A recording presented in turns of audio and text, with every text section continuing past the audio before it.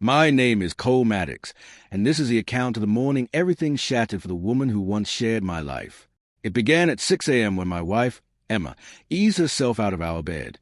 She moved with deliberate quiet, but I was already awake, had been for hours. She dressed in an outfit far too refined for any ordinary early errand. Sleek designer pieces, heels that clicked with purpose. I lay still, eyes half closed, breathing steady, giving no sign that I knew. 2 nights prior, the discovery had hit me like Arctic wind. My entire $200 million fortune, inheritance fused with decades of relentless effort, had vanished from my primary account. Wiped clean, as though it had never accumulated there at all. That sum represented my future, my safety net, my legacy, and now it was gone. She slipped out the front door without a backward glance. I counted to 300 in my head, then rose, snatched my keys, and followed at a careful distance. She drove without caution, no mirrors checked, no paranoia. Why would she suspect me? For years she'd worn the role of devoted partner flawlessly, affectionate words, thoughtful gestures, unwavering support. The mask had been impeccable, but greed had cracked it open, and carelessness followed. She pulled up to an opulent high-rise in the heart of the city, the kind reserved for those who measure success in panoramic views and private elevators.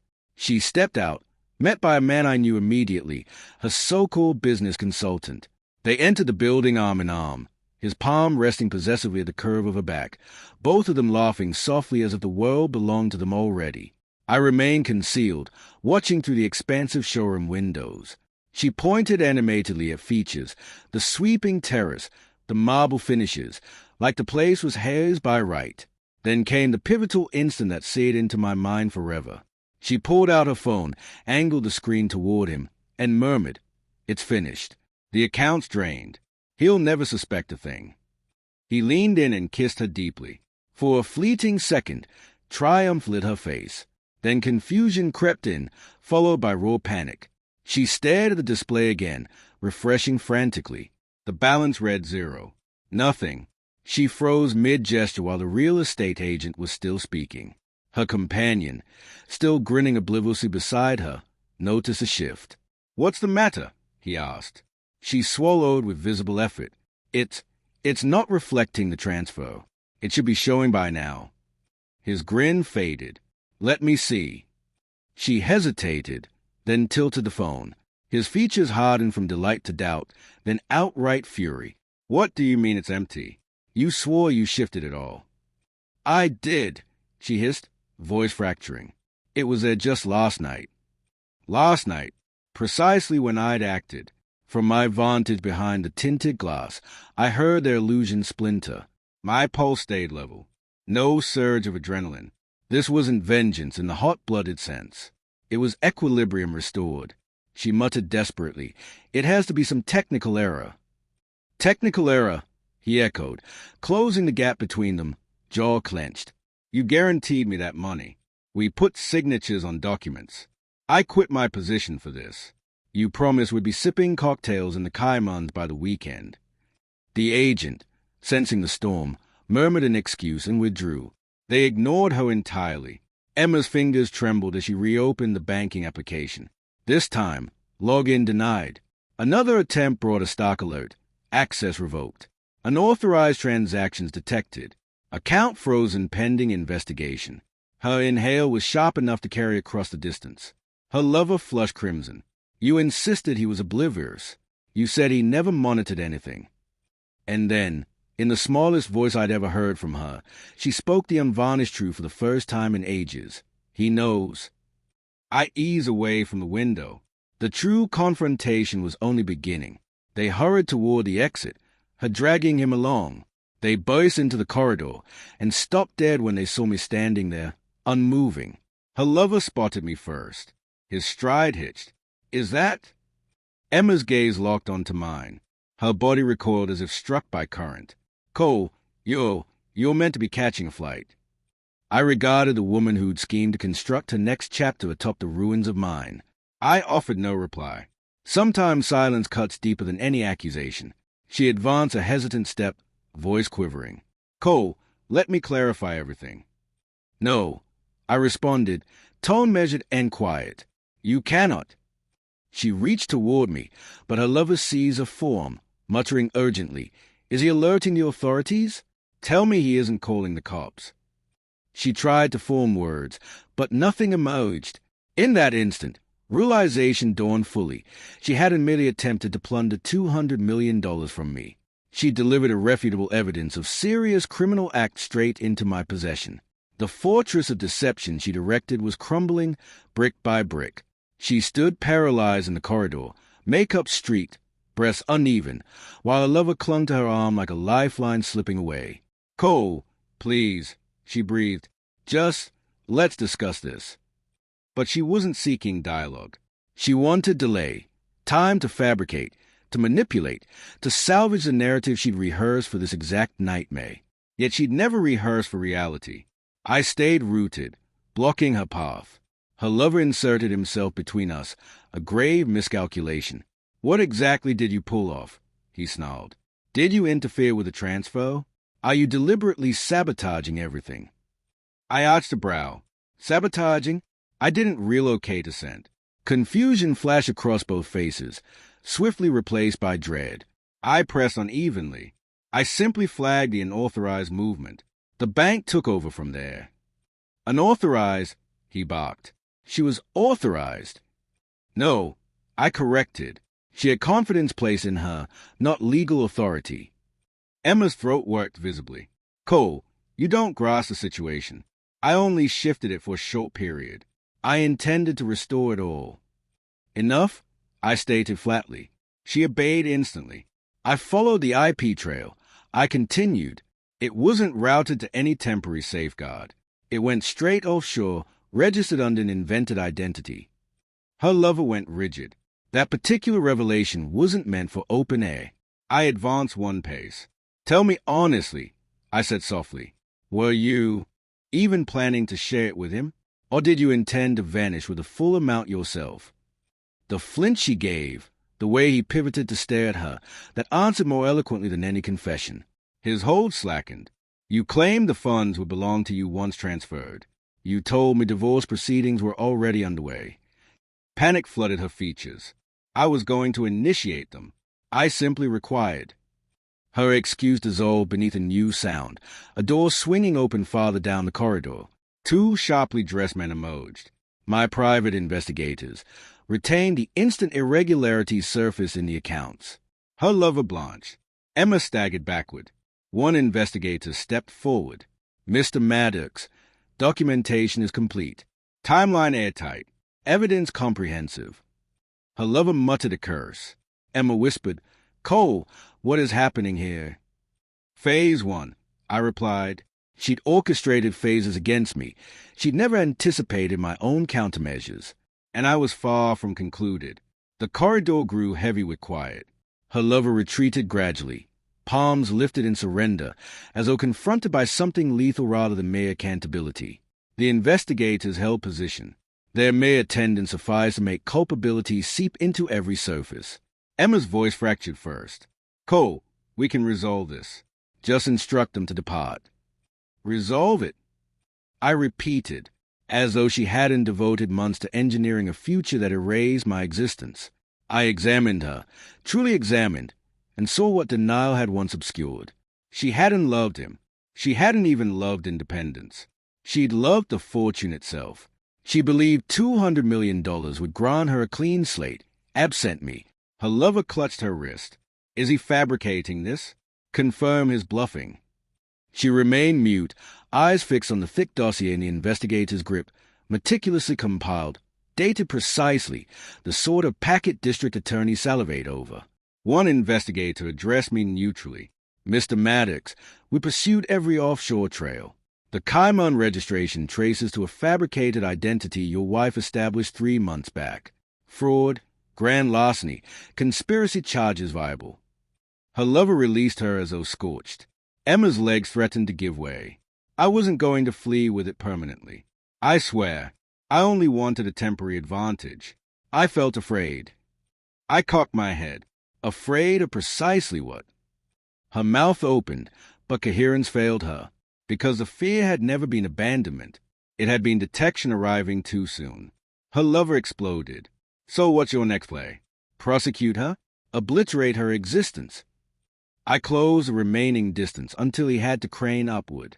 Her existence, I murmured. She attempted to obliterate mine. He opened his lips to protest, but the elevator chimed. 2 officers in uniform emerged, not summoned in fury, but activated by prior submitted proof. Emma gasped. Cole, you contacted the police. I met her gaze steadily. No, I contacted them yesterday evening. Her lover swore again.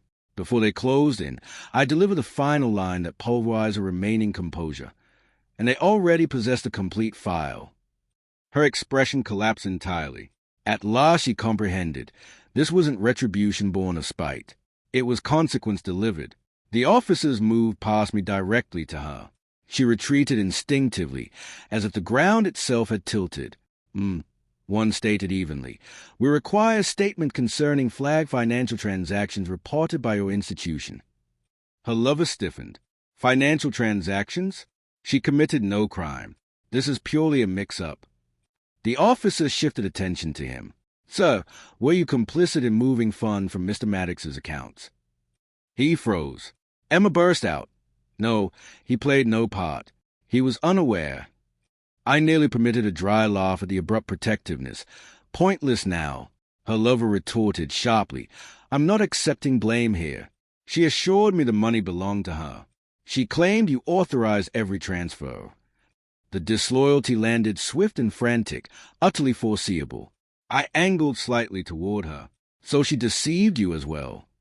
He jabbed a finger in her direction. I stole nothing. She forged your signatures. She masterminded it entirely. Question her. My investigators shared a subtle, knowing look. Emma's carefully constructed reality disintegrated precisely as she'd intended mine to. An officer extended a document bearing my forged signature. Does this match your husband's penmanship? She gazed at it as though it might discharge. I can provide context, she stammered. But context holds no weight when proof already testifies. The officer proceeded. Repeated offshore efforts, transfer origins linked to your devices, counterfeit identification materials. Her respiration stuttered. Cole, please, she pleaded. Somewhere private. We can converse. You needn't allow this. I held her eyes I'd once trusted implicitly, eyes that had catalogued my passwords, routines, vulnerabilities. You already permitted it, I said softly. I'm merely concluding what you initiated. Her lover sneered. His finish with you. Own it. You attempted to seize it all. And you assisted, I noted. He paled. An officer produced restraints. Emma recoiled. Cole, intervene. Prevent this. It was an error. No, I replied calmly. It was a decision. They secured her wrists. Her lover bolted. 3 strides at most before they apprehended him. As they led him away, the corridor hushed, broken only by her ragged breathing. She glanced back once more, searching my face for the husband she'd discarded, hoping for mercy. She discovered only resolution, because this scene wasn't fueled by wrath. It was truth arriving at last, and truth invariably outpaces falsehood. They restrained him first. He ceased struggling, merely muttering repeatedly. She claimed it was hers. She claimed it was Hayes. The officers escorted him to the elevator. Tension seemed to dissipate momentarily, leaving the space almost buoyant. But she lingered. Emma, hands shaking, eyes swollen with tears she withheld from our marriage, yet shed freely for the future she'd envisioned solo. Cole, she whispered, voice threadbare, might we speak before they remove me? I regarded her without the old illusions. Clarity I'd lacked for too long now defined me. You possess months of conversation, I answered quietly. You selected scheming instead. Her lower lip trembled. I never intended it to escalate this way. I simply felt confined, invisible to you. I stepped nearer, severing her practiced apology. You weren't confined. You were restless. She winced. You craved the fortune absent the commitment, the opulence absent fidelity. Tears traced paths down her cheeks at last. I recognize that now. I'm truly remorseful. Cole, please, don't permit my arrest. I'll relinquish everything. Sign any document. Vanish if necessary. Just spare my future. Spare your future. I echoed gently. Emma, you sought to annihilate mine. An officer neared. We must continue. She searched my expression again, grasping that fury was absent. Completion had taken its place. That realization frightened her more profoundly than any outburst could. As I directed her toward the elevator, she uttered one final plea, voice splintering. You still harbor love for me, don't you? I offered no smile, no fracture. Merely honesty. I love the persona you performed. The doors began sliding shut. Just before closure, I added, and this isn't vengeance, Emma. This is accountability. They sealed. Quiet flooded back. For the first time in years, the pressure crushing my chest eased. Liberation arrived. Yet one element persisted, the necessity to reconstruct what she'd attempted to demolish. The high-rise grew unnaturally still once they departed. I lingered in the hallway, inhaling a purity of silence untainted by secrets. One investigator approached. Mr. Maddox, records are sealed. Prosecution will proceed solidly. Your assets remain safeguarded. Safeguarded, an odd term, given the peril had shared my bed for so long. I nodded, affixed my signature to the closing affidavit. When they exited, I ascended to the rooftop, the very one she'd envisioned claiming for her rebirth, her reinvention, her life excised of me. The city sprawled below, glittering and indifferent. $200 million. She hadn't fallen for a person. She'd fallen for a figure on a screen. And figures, unlike humans, offer no reciprocity. My phone vibrated. Fraud division update. Restoration finalized. Account fortified. Zero deficit. I shut my eyes briefly, not from mere relief, but from quiet thankfulness that truth had intercepted ruin before it consumed me. By dawn, Emma and her accomplice faced processing, arraignment pending on counts of bank fraud, identity theft, conspiracy, grand larceny, attempted international laundering. Her attorney phoned twice, imploring clemency. I let both calls ring unanswered, not from malice, but from dignity preserved. I returned to our home and began the methodical removal of her belongings from wardrobes, drawers, shelves. Each piece placed into cartons without haste or hostility, simply acceptance. She'd exited our union long before this day. I was merely aligning with the truth she'd forged. The last box positioned by the entrance, I exhaled fully. I hadn't lost a spouse. I'd shed a mirage. And in its place, I'd claimed treasures of passing wealth, liberty, serenity, lucidity. Later, seated at the kitchen table with coffee steaming, the final insight settled permanently. She believed herself the clever one, but she'd never distinguished between a man lulled by affection and a man roused by treachery.